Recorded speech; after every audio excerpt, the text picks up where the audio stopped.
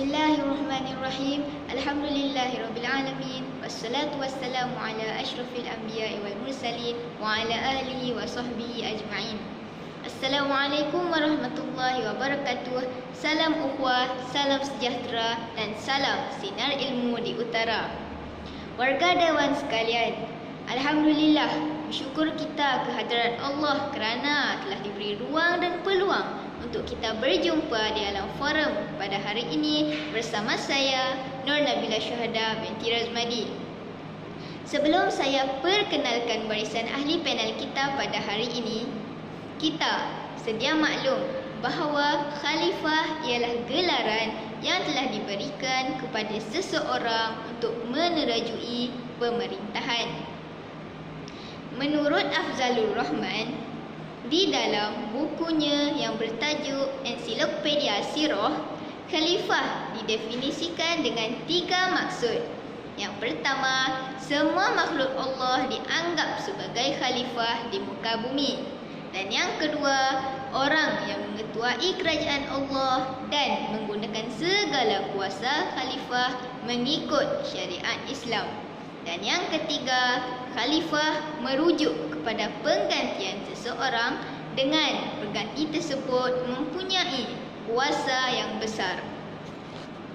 Hadirin dan hadirat sekalian, sebelum saya mengupas tajuk ini dengan lebih mendalam, eloklah saya perkenalkan terlebih dahulu barisan ahli panel kita pada hari ini.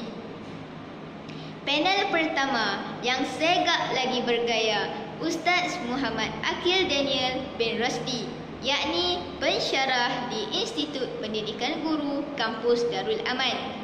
Seterusnya, panel kedua kita, periang dan lagi peramah Dr. Siti Munirah binti Abdul Manap selaku pensyarah di Universiti Malaysia Terengganu, dan beliau sedang berhasrat untuk melanjutkan pelajaran ke India pada bulan hadapan. Baiklah, diminta warga dewan sekalian untuk menyediakan dan mengeluarkan buku nota bagi mencatat ilmu dan maklumat yang akan disampaikan nanti. Jadi, marilah kita bersama-sama menjelajah forum kita pada hari ini. Soalan pertama yang ingin saya tujukan kepada Dr. Munirah. Bagi pandangan doktor, apa yang perlu dilakukan oleh khalifah, yakni pemimpin, apabila mengetuai sesebuah organisasi? Silakan doktor. Baiklah, terima kasih kepada saudari moderator kita atas soalan yang diajukan. Bismillahirrahmanirrahim. Alhamdulillahirrabbilalamin. Wassalatu wassalamu ala asyrafil anbiya'i wal mursalin wa ala alihi wa sahbihi ajma'in. Okey, baiklah sidang hadirin. Seperti diterangkan oleh ahli panel kita yang pertama, iaitu tentang khalifah. Secara ringkasnya, khalifah ini ialah ketua di muka bumi ini yang diiktiraf oleh Allah untuk sebagai pengajak untuk manusia ke arah kebaikan dan mencegah daripada kemungkaran. Sebagai khalifah ni, manusia diberikan tanggungjawab pengelolaan alam semesta untuk kesejahteraan umat manusia. Kerana apa? Kerana alam semesta ini memang diciptakan oleh Allah untuk manusia. Jadi sebagai khalifah ni, manusia ni diberikan tugas untuk menyebarkan rahmat Tuhan, menegakkan kebenaran, membasmi kebatilan, menegakkan keadilan, dan diberikan sehingga bahkan diberikan autoriti oleh Allah Subhanahu Wa Taala untuk menghukum mati. Allah Subhanahu Wa Taala mengangkat darjat manusia di muka bumi ini sebagai khalifah, sebagai hamba. Manusia ini ialah kecil. Kita sebagai hamba, kita adalah kecil di sisi Allah Subhanahu Wa Taala kerana Allah Subhanahu Wa Taala adalah maha besar.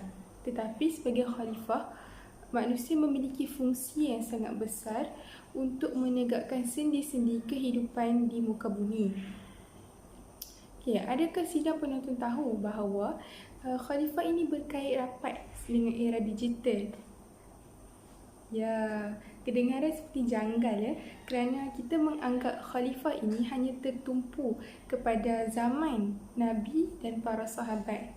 Bahkan tidak, ia adalah berkaitan dengan manusia sebagai ketua di muka bumi ini yang telah dilantik oleh Allah. Seperti yang saya sebutkan pada awal tadi, iaitu sebagai ketua. Okey, apa yang boleh kita kaitkan dengan konsep khalifah di muka bumi ini dengan era digital, iaitu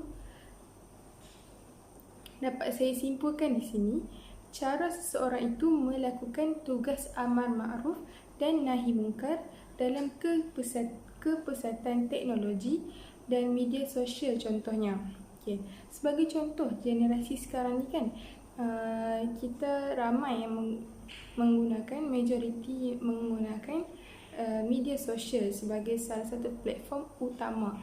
Setiap hari kita buka kan. Okay. Jadi sebagai inisiatif untuk melakukan tugas amar ma'ruf nahi mungkar ini, contohnya sebagai influencer contohnya, kita bolehlah mengajak orang ramai sebagai contoh mengenakan pakaian yang sopan dan menutup aurat bagi orang Islam.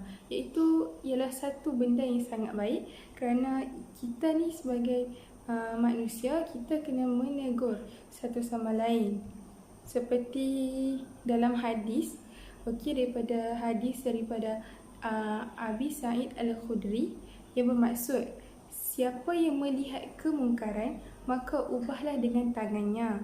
Jika tidak mampu, ubahlah dengan lisannya, dan jika tidak mampu, maka tolaklah dengan hatinya. Dan hal tersebut adalah selama-lama iman. Daripada kita dalam era digital ni, seseorang itu boleh menunjukkan contoh, iaitu yang disebutkan dalam hadis tadi, ubahlah dengan tangannya.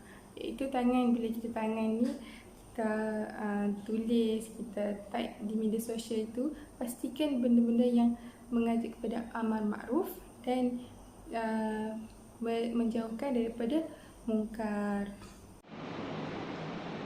Terima kasih Doktor atas penjelasan yang jelas tentang peranan yang perlu dipikul oleh pemimpin. Betapa beratnya tanggungjawab yang perlu dipikul di atas bahu seseorang pemimpin. Okey, sekarang saya ingin melontarkan soalan kepada Ustaz Akil pula. Pada pandangan Ustaz, bagaimana proses atau cara yang boleh kita lakukan supaya dapat menghayati akhlak mulia dan menjadi orang yang berhati mulia? Silakan Ustaz. Bismillahirrahmanirrahim. Assalamualaikum warahmatullahi taala wabarakatuh. Alhamdulillahi rabbil alamin, wassalatu wassalamu ala asyrafil anbiya'i wal mursalin wa ala alihi wa sahbihi ajma'in. Subhanaka la ilma lana illa ma 'allamtana innaka antal alimul hakim. Wahdina wa waffiqna ila al-haqqi wa ila siratikal mustaqim. Jadi terima kasih kepada moderator kerana memberikan ruang dan peluang kepada saya untuk berkongsi sedikit ilmu di dalam majlis ilmu ini. Jadi soalan yang diajukan oleh moderator tadi adalah berkenaan dengan akhlak. Jadi apa itu akhlak? Akhlak menurut bahasa adalah perkataan yang bahasa Arab yang berasal dari perkataan al-akhlaqu, iaitu kata jamak daripada al-khuluqu, yang bererti perangai, tingkah laku, perbuatan, kelakuan dan tabiat. Definisi menurut istilah pula, akhlak ialah sifat yang tertanam di dalam diri yang dapat mengeluarkan sesuatu perbuatan dengan senang dan mudah tanpa pemikiran, penelitian dan paksaan. Imam Ghazali radhiyallahu anhu menerangkan bahawa akhlak ialah satu keadaan yang tertanam di dalam jiwa yang menampilkan perbuatan-perbuatan dengan senang tanpa memerlukan pemikiran dan penelitian. Apabila perbuatan yang terkeluar itu baik dan terpuji menurut syarak dan akal, perbuatan itu dinamakan akhlak yang mulia. Manakala apabila keluar perbuatan yang buruk, ia dinamakan akhlak yang buruk. Jadi di dalam Islam mempunyai dua sumber, iaitu Al-Quran dan As-Sunnah yang menjadi pegangan dalam menentukan segala urusan dunia dan akhirat. Kedua-dua sumber inilah yang menjadi sumber kepada akhlak Islamiah. Jadi saya mengambil salah satu daripada hadis Nabi SAW yang berbunyi, An Abdullah ibni Mas'ud radhiyallahu anhu qala Rasulullah sallallahu alaihi wasallam, alaikum bisidqi fa inna sidqi yahdi ila albir wa inna albirra yahdi ila aljannah wa ma yazalu ar-rajul yasduqu wa yataharra as-sidq hatta yuktaba indallahi as-siddiqa wa iyyakum wal kazib fa innal kaziba yahdi ila al-fujur wa innal fujura yahdi ila an-nar wa ma yazalu ar-rajul yakzibu wa yataharra al-kazib hatta yuktaba indallahi kazzaba. Rawahul Bukhari wa Muslim wa Abu Daud wa Tirmizi. Terjemahan daripada hadis ini menerangkan bahawa dari Abdullah bin Mas'ud radhiyallahu anhu, ia berkata Rasulullah sallallahu alaihi wasallam bersabda, adalah wajib bagi kamu jujur kerana kejujuran itu menunjukkan pada kebaikan dan kebaikan itulah menunjuk kepada syurga dan orang itu akan tetap berkata jujur dan berusaha keras untuk berkata jujur dan memilih untuk jujur sehingga ia dicatat di sisi Allah sebagai orang yang jujur.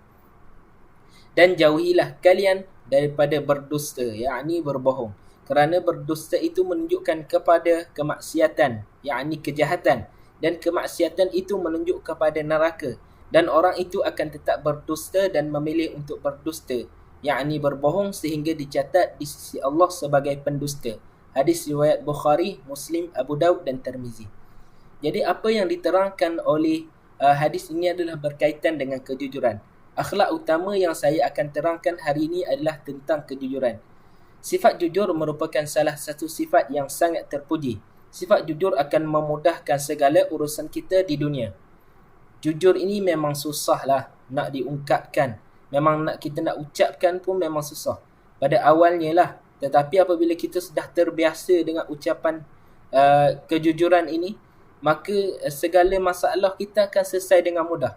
Sebaliknya jika kita asyik berbohong je, asyik tipu je, dia akan membawa kepada permasalahan dan permasalahan itu tidak akan selesai.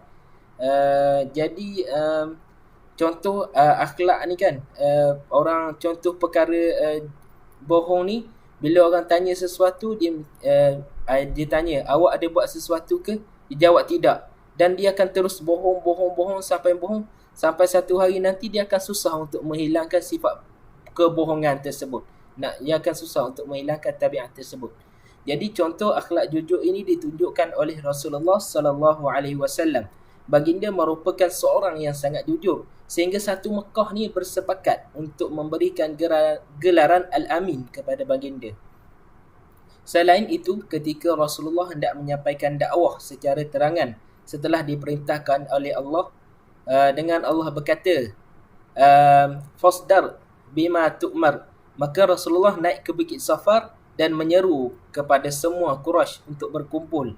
Kemudian baginda bertanya kepada Quraisy. Soalan baginda terhadap kaum Quraisy tersebut adalah, seandainya ada di belakang bukit ini segerombolan tentera yang hendak menyerang kita yang sangat ramai, adakah kamu percaya tentang perkara ini? Mereka serentak semua sekali orang Quraisy tadi menjawab. Mereka menjawab macam mana?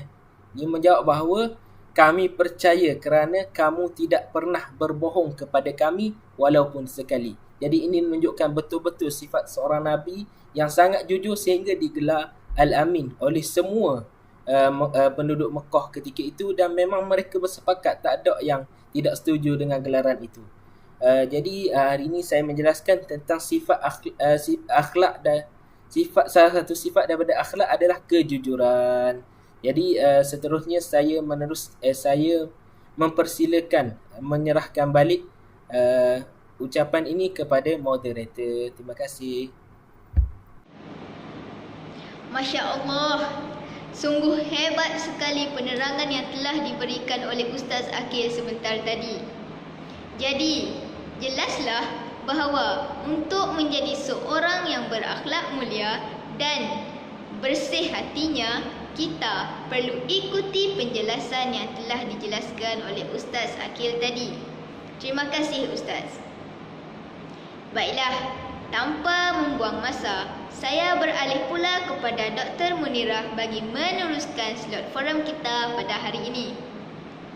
Baiklah doktor, seperti yang kita tahu, Rasulullah SAW merupakan model untuk kita semua sebagai umat Islam dengan mengikuti sifat pribadinya yang terpuji dan mulia.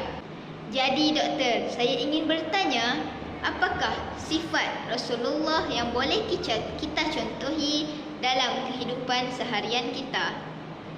Dipersilakan doktor. Okay, terima kasih saya ucapkan kepada saudari moderator. Okay, di sini suka saya tambahkan sedikit tentang sunnah dalam penghayatan sunnah Nabi. Okey, terdapat 1001 cara untuk menghidupkan sunnah Rasulullah daripada sebesar-besar perkara sehinggalah sekecil-kecil perkara. Untuk pengetahuan sidang hadirin, Rasulullah ini sangat menitik beratkan hal-hal berkaitan rumah tangga dalam kehidupannya. Okay. Satu daripada contoh teladan yang saya ingin ambil di sini ialah baginda selalu membantu isterinya dalam menguruskan rumah tangga. Baginda sangat bersikap adil kepada isteri-isterinya.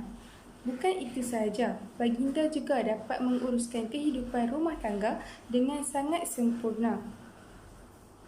Baginda merupakan suami yang ringan tulang dan sering membantu isterinya dalam menguruskan rumah tangga tanpa diminta. Sehingga kan Sayyidatina Aisyah pernah ditanya tentang apakah yang dilakukan oleh Nabi SAW ketika di rumahnya, dan Aisyah pula menjawab, baginda selalu membantu isterinya. Okey, setiap kali pulang ke rumah, apabila baginda melihat tiada makanan yang dihidangkan ataupun sudah siap dimasak, sambil tersenyum, baginda menyising lengan tangannya dan terus membantu tanpa sedikit pun marah ataupun merungut. Baiklah, salah satu isu pada zaman sekarang ini, kita selalu dengar tentang suami yang marah apabila tidak memahami tugas ataupun pekerjaan seseorang isteri itu dan hanya mengharapkan untuk dilayan seperti raja. Jadi saya di sini ingin berpesan bahawa ketika kita hendaklah memahami pasangan itu ataupun ahli keluarga, terutamanya ahli keluarga yang tentang pekerjaan mereka. Contohnya seperti yang bekerja sebagai petugas barisan hadapan. Jadi saya tidak nafikan ia bukanlah sesuatu yang mudah untuk difikirkan ataupun dihadap, apatah lagi untuk dilalui. Tetapi kita hendaklah mencuba sedaya upaya untuk mencontohi baginda dalam memahami keadaan ahli keluarga, tidak kiralah bagaimanapun keadaannya. Okay, jadi dalam konsep era digital ini, konsep ini sangatlah mustahak untuk kita tekankan. Okay, bagaimana caranya? Ialah pada waktu lapang, kita hendaklah diisi dengan ataupun diluangkan bersama ahli keluarga dan tidak dicampur adukkan dengan hal-hal negatif seperti daripada media sosial atau sebagainya. Sekian saja pandangan saya tentang penghayatan sunnah Rasulullah SAW ini. Saya serahkan kembali kepada Cik Moderator. Masya Allah, tabarakallah, sangat jelas perincian yang telah doktor katakan sebentar tadi. Baiklah, pada pandangan Ustaz pula, apa sifat lain Rasulullah yang kita boleh contohi dan amalkan dalam rutin harian kita? A'udzubillahi minasyaitonirrajim. Bismillahirrahmanirrahim. Jadi terima kasih kepada moderator kerana memberi ruang kepada saya untuk berkongsi pendapat berkaitan penghayatan sunnah Rasulullah sallallahu alaihi wasallam. Jadi sebenarnya di dunia ini banyak perkara yang kita terlepas pandang. Dah lebih beberapa tahun dah, dan ada orang yang lebih 10 tahun dah terlepas pandang. Bangun pagi, Nabi Muhammad SAW usap wajahnya.